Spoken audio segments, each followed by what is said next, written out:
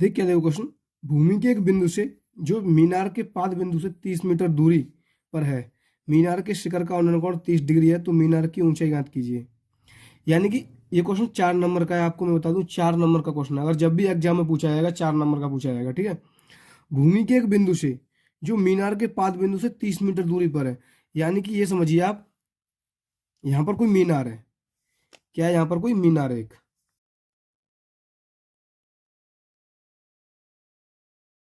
ये एक मीनार है, ठीक है। कह रहा भूमि के एक बिंदु से जो मीनार के पाद बिंदु से 30 मीटर दूर है, यानी मीनार का पाद बिंदु ये, इससे कोई 30 मीटर दूर एक बिंदु है। यहाँ पर मान लीजिए कोई बिंदु है, ठीक है। और यहाँ से कितनी दूर है, 30 मीटर दूर है। कितनी दूर है, 30 मीटर,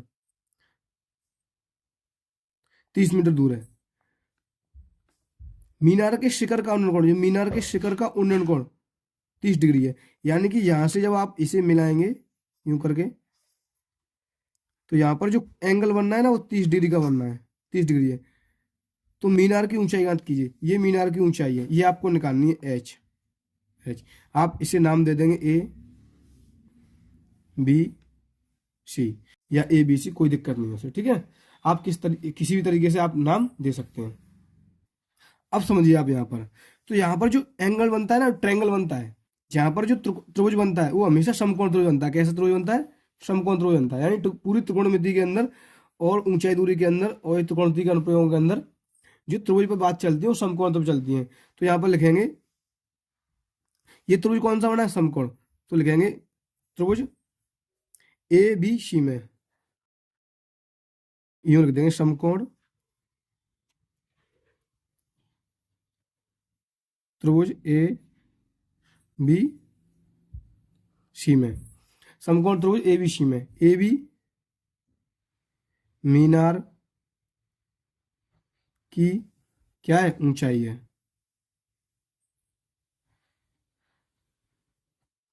ठीक है। मीनार की ऊंचाई है, ए बी क्या है, मीनार की ऊंचाई है, ठीक है। अब वहां पे ऊंचाई निकालनी है हमें, तो देखो ये निकालनी है, ये दिया है, ये निकालनी है, ये दिया है। तो इन दोनों को देखो आप किसका रिलेशन बनना है इन दोनों में। तो आप कहेंगे ये लंब, ये आधार, लंब आधार, और लंब बटे आधार क्या होता है, टेन थीटा होता है। तो आप लिखेंगे, और ये लिख दें बीसी बराबर, बीसी बराबर 30 मीटर, ठीक है। तो आप लिखेंगे लंब बटे आधार बराबर टेन थीटा। और लंब दिया है आपका कितना, एच, लंब को एच मान लें। आधार दिया है आपका 30, 30 बराबर टेन थीटा की, यहाँ पर हम 30 लेंगे, 30 डिग्री, कितना लेंगे, 30 डिग्री लेंगे। तो एच बटे 30 बराबर, और टेन 30 का मान कितना होता है, 1/√3 होता है। टेन 30 की वैल्यू कितनी होती है, 1/√3 होती है। उसके बाद में आप क्या करेंगे, क्रॉस मल्टीप्लाई करेंगे यूं करके।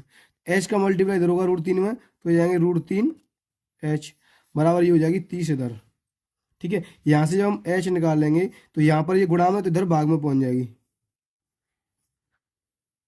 यानी जो चीज इधर गुणा में होती है उधर जाकर भाग में पहुंच जाती है, ठीक है। अब देखो मैंने आपको बताया था कि नीचे हमें रूट नहीं छोड़ना है कभी भी। हमें नीचे क्या नहीं छोड़ना है, रूट नहीं छोड़ना है, रूट वाली संख्या नहीं छोड़नी। तो यहाँ पर 3 मिली, तो इस 3 का ऊपर नीचे मल्टीप्लाई कर देंगे, √3 का इधर, √3 का इधर। इसका इसे कहते हैं हम हर का परम। 30 का मल्टीप्लाई इधर होगा तो ये हो जाएगा एच बराबर 30 √3। √3 का मल्टीप्लाई √3 में होता है, तो आपको पता होगा कितना होता है, 3 होता है। इस 3 से कैंसिल हो जाएगा 10 बार।